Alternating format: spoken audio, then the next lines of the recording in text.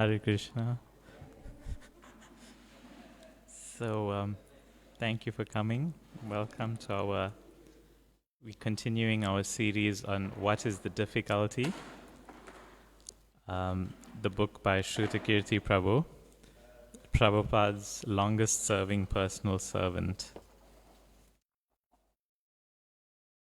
So today we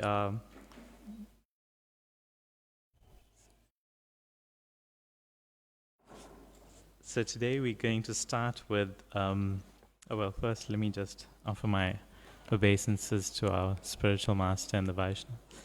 Nama Om Vishnu Padaya Krishna Prishtaya Bhutale Srimate Bhakti Vedanta Swami Niti Namine Namaste Saraswati Deve Gauravani Pracharine Nirvishesha Shunyavadi Paschatya Desatarine Pancha Kalpa Trubhyascha Kripa Sindhubhya Evacha Patitanam Pavanebhyo Vaishnavebhyo Namo Namaha. Jai Shri Krishna Chaitanya Prabhu Nityananda Shri Advaita Gadadhar Srivasadi Gaur Bhakta Vrinda. Hare Krishna Krishna Krishna Hare Hare Hare Rama Rama Rama Hare Hare. So today we're going to begin from November 31st, 1972. This is in Mumbai.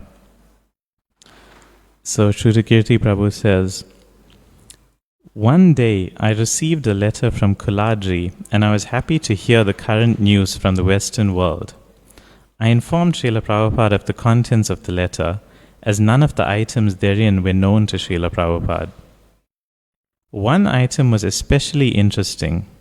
It involved the separation of men and women in the New York temple. Srila Prabhupada received a letter involving this matter at the same time as my letter arrived. When he heard that the women were only allowed in the temple at certain times because of agitated brahmacharis, he said the brahmacharis could go to the mountains because it was not possible to have such rules in our temples. In a letter to Ekayani, Srila Prabhupada wrote, I do not know why these inventions are going on. We already have our Vaishnav standard. It is sufficient for all the big saints and acharyas in our line. Why is it inadequate for my disciples, so they must manufacture something? That is not possible. Who has introduced these things? That women cannot chant japa in the temple, they cannot perform arti and so many things. If they become agitated, then let the brahmacharis go to the forest. I have never introduced these things. If the brahmacharis cannot remain in the presence of women in the temple, then they may go to the forest and not remain in New York City. In New York, there are so many women. How can they avoid seeing? The best thing is to go to the forest and not see any woman if they become so easily agitated. But then no one will see them, and how our preaching work will go on. So this is a very, very big topic. Can be spoken about for many, many hours. We won't do that today. But it is sad that, these things happened in our ISKCON history. Women being looked down upon or ill-treated. And it's happened in general human society as well. And sadly, ISKCON hasn't been immune to such occurrences. But Srila Prabhupada was always very much supportive of the preaching done by his female disciples. He was very proud of them, and in some instances, and as we previously mentioned in one of the previous discussions in this What is the Difficulty series, he was receiving lots of criticism from his god brothers because of allowing women to live in the temple. And however, what he mentioned to Shrutakirti Prabhu is that this is the reason I've been successful, because I've made this adjustment. Now, traditionally in India, women didn't live in the temple, but Srila Prabhupada allowed women to live in the temple, and he attributed a lot of his success to that, and despite the criticism of his godbrothers.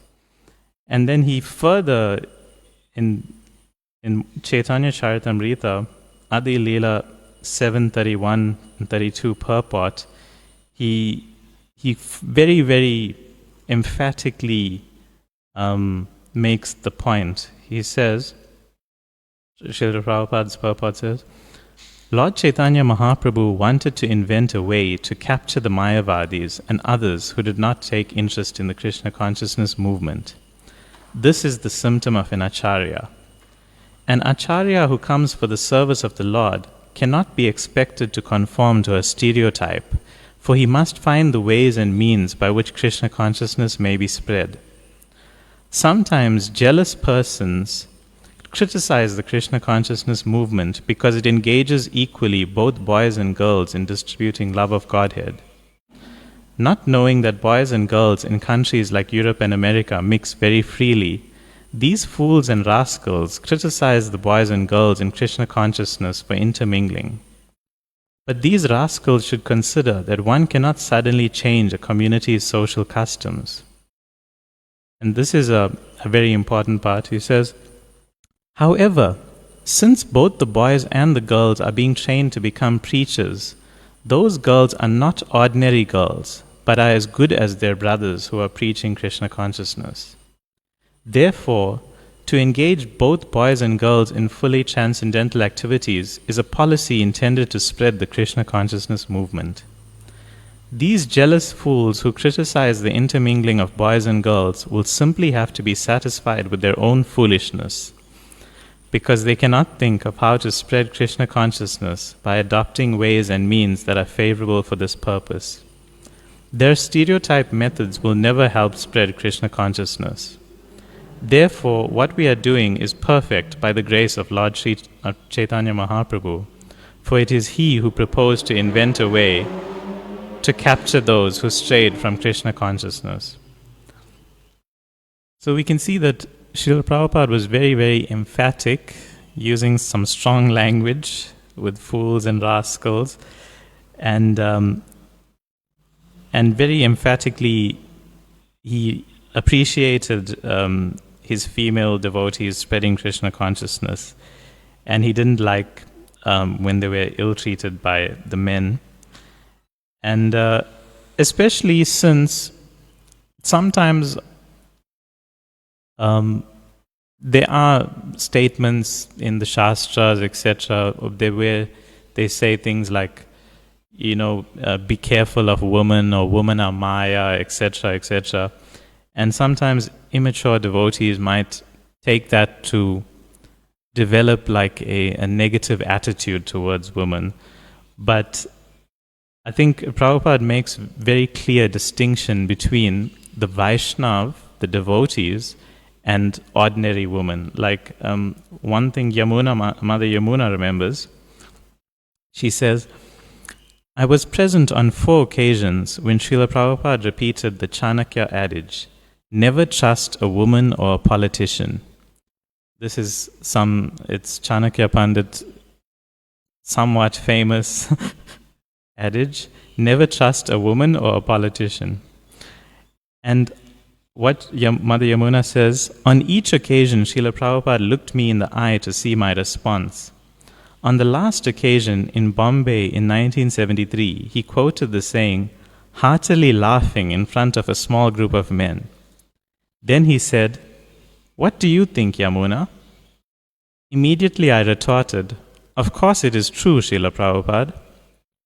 Whereupon he became grave, looked at me with great feeling and said, but you are not a woman, you are a Vaishnav.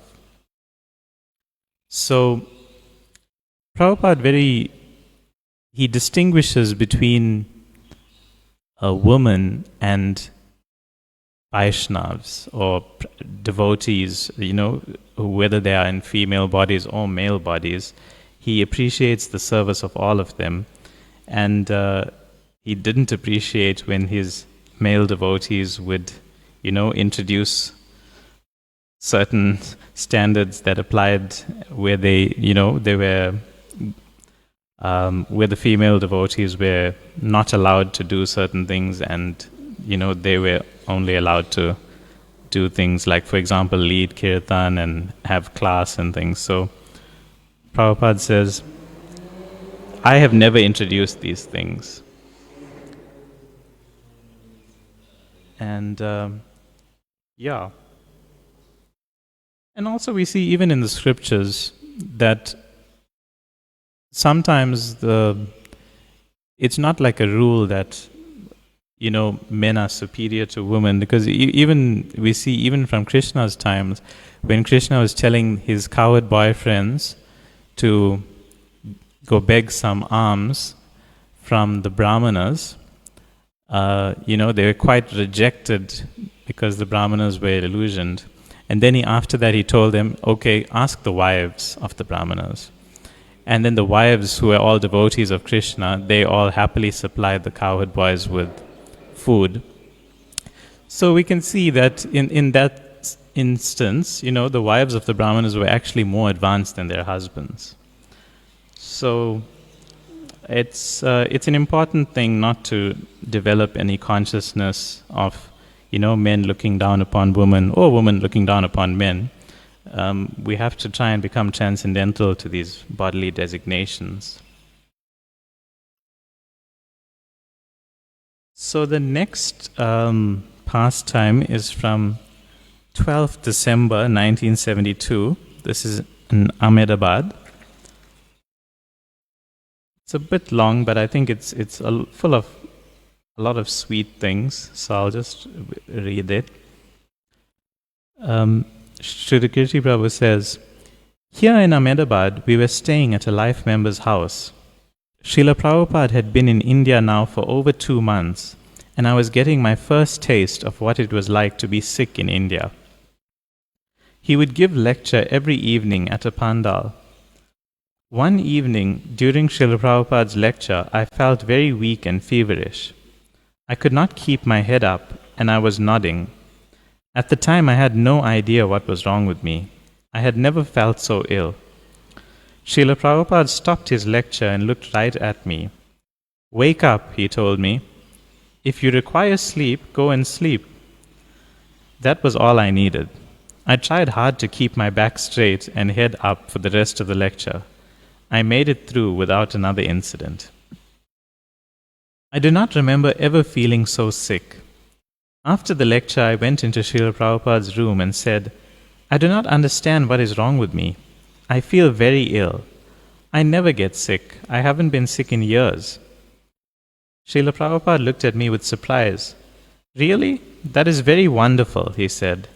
To be sick and in difficulty is the natural condition of life.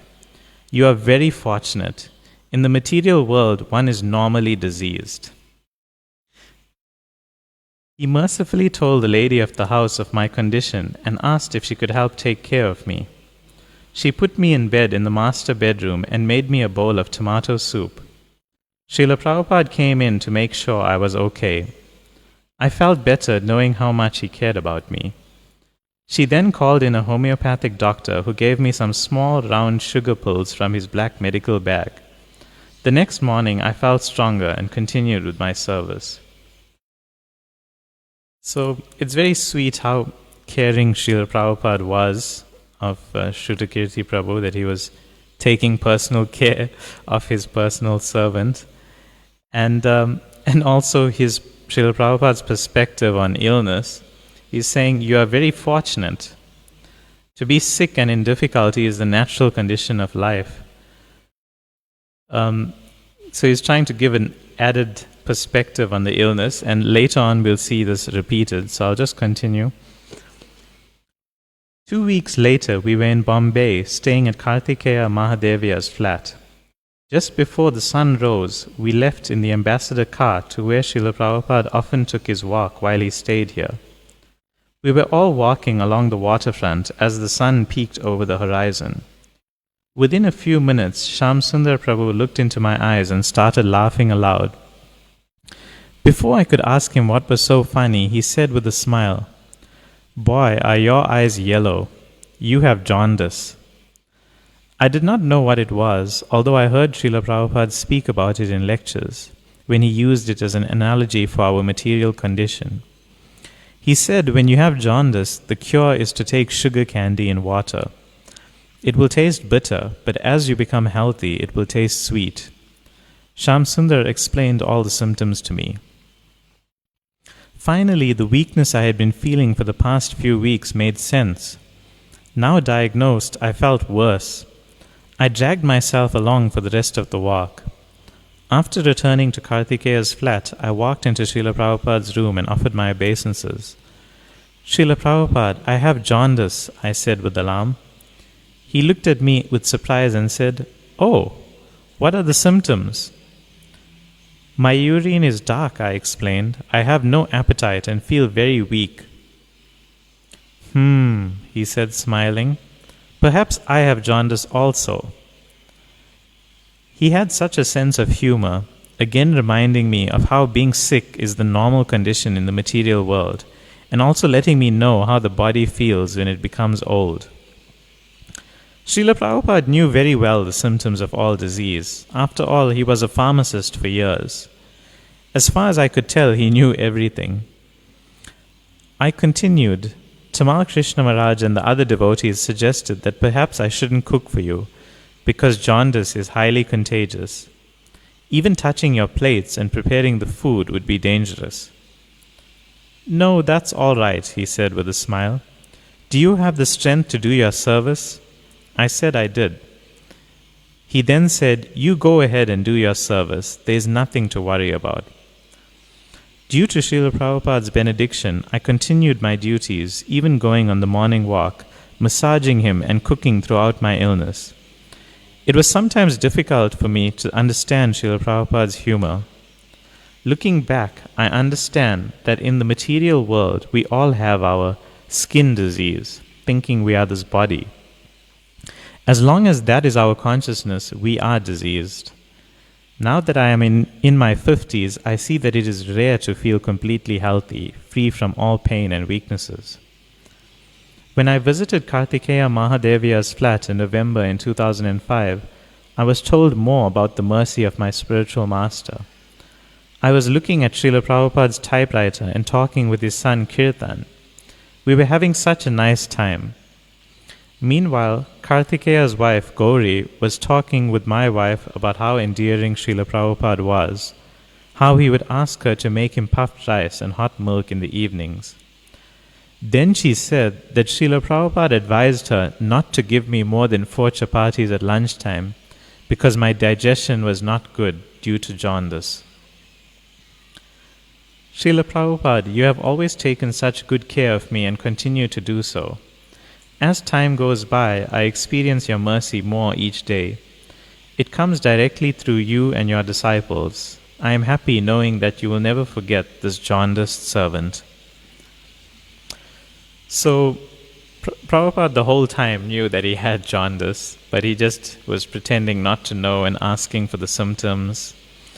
And he advised the host not to overfeed Shrudakirti Prabhu because of his digestion not being good due to jaundice. But he had these sweet, loving pastimes with Shrudakirti Prabhu. And he even let him carry on in his service despite jaundice being contagious, which is also, he didn't want to deny Shrudakirti. She could see Shrudakirti Prabhu was really hungry for that service and he didn't want to deny him that opportunity. So that was a very sweet exchange. The next one is, it's also a bit on the longish side, so maybe we won't have time to go through this one, but maybe we'll just pause for some questions or comments,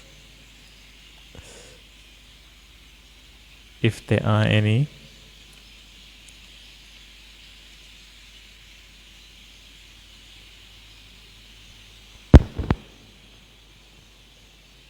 Yeah. Thank you, Nashvin Prabhu. I was thinking about that point that we were reading about how Srila Prabhupada, he let the ladies live in the temple, and he made adjustments for the purpose of preaching.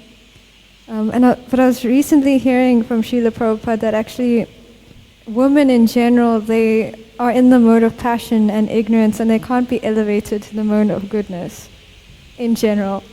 But then we also know, it's clear that Srila Prabhupada, he wouldn't have given Brahman initiation to women unless they had surpassed that, because in order to get Brahman initiation, you have to be in the mode of goodness at least. And then of course you become transcendental. Even to that you become, categorically you become in the mode of, I don't think it's a mode. You become Shuddha Sattva, if that makes sense. So Srila Prabhupada's adjustments weren't just considering upadhis, designations, but actually considering the devotees becoming transcendental to that. Mm-hmm. Yeah, no, definitely. There's definitely the element of becoming completely transcendental to the bodily designations. And we find that even in the scriptures where, certain comments may be made, like women are in the mode of passion, I think even, generally, I think even in Bhagavad Gita, you see women, Vaishyas and Sudras are kind of collected, or they kind of dealt with together, like generally that's a lower category of people. But having said that, the same scriptures which give warnings about women, or somewhat categorize women, are also the scriptures glorifying very great women like Draupadi, like Kunti, so why would the scriptures be, if like Vyasadeva felt that women were less intelligent, why would he glorify Draupadi, Kunti? Why would he have the pastime of the wives of the Brahmanas? So those personalities are all transcendental to this bodily designation of man and woman, and definitely all those statements don't really apply. I don't know if I've answered your questions somewhat, and another thing is, I think I saw something.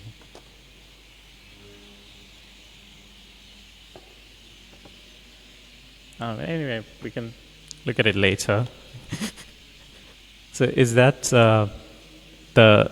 any more questions, or should I continue? Okay. That was it. Thank you. Okay. So I think we won't have time to do this very long pastime, so I'll just skip it and do another one, which is very sweet, where Prabhupada was interacting with Saraswati, who is the daughter of Shamsundar Prabhu and Malati. And she says, and here Shrudakirti Prabhu describes her and says, she was the most fortunate little girl. She was the only person I knew who was able to go in and out of Srila Prabhupada's quarters unannounced. She seemed to appear out of nowhere like a tiny Narad Muni in different temples around the world. She always ended up in Prabhupada's room. Then as quickly as she appeared, she disappeared. He enjoyed her company. Sometimes she sat on his lap. Other times, like a grandfather, he affectionately teased her.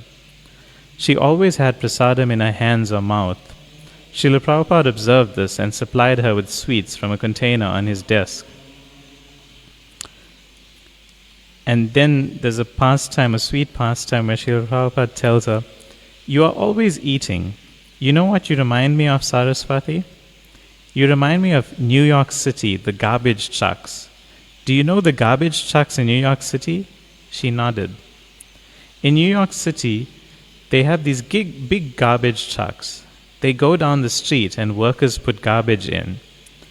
And then Prabhupada extended one arm over his head and the other towards the floor, and he made the noise of the garbage truck. It's just written zoom here. I don't know how to pronounce it myself. But he was basically reenacting the garbage truck with little Saraswati. And she was very intimately connected with Prabhupada. And one other pastime that's mentioned in the Leelamrita that I just found really sweet, with Saraswati coming into Prabhupada's room. One day when she came into his room, he asked her, "So, are you old enough to go to Gurukul?" "No," she said, shaking her head. "Come here, I am going to put a stamp on your forehead, and then we are going to put you in a red mailbox and send you to Gurukul." Saraswati began to cry, "Malati, Malati, I don't want to go," and ran and hid behind her mother. "Come on, Saraswati," Prabhupada coaxed. "Come sit on my lap and I will give you some prasadam." She came and sat on Prabhupada's knee. "Now get me the stamps, Purushottam," he teased. "We are going to send her to Gurukul." Saraswati shrieked and ran to Malati. To Srila Prabhupada, Saraswati was a pure spirit soul, but because she was in a small child's body, he didn't teach her philosophy. He teased her, gave her prasadam, and treated her with the affection of a grandfather. But through her attachment to him, she would become attached to Krishna. So, yeah, I thought these were just very sweet interactions between Prabhupada and little baby Saraswati. And still, even though they were, someone might wonder, he's not really teaching her philosophically, but he was making her attached to him so that she would develop her Krishna consciousness that way. Oh, okay. And one other time with Saraswati, he actually did do something quite philosophical, where he had the deity of Krishna hidden behind his back. And he asked Saraswati, "Where's Krishna? Where is Krishna?" And Saraswati was in all anxiety and said, "I don't know." And then the question was asked, "Who has Krishna?" And then she realized Prabhupada has Krishna, Prabhupada has him behind his back, literally, but also Prabhupada has Krishna and in his heart, and that's why he can give Krishna to us. We have to get Krishna from someone who has Krishna,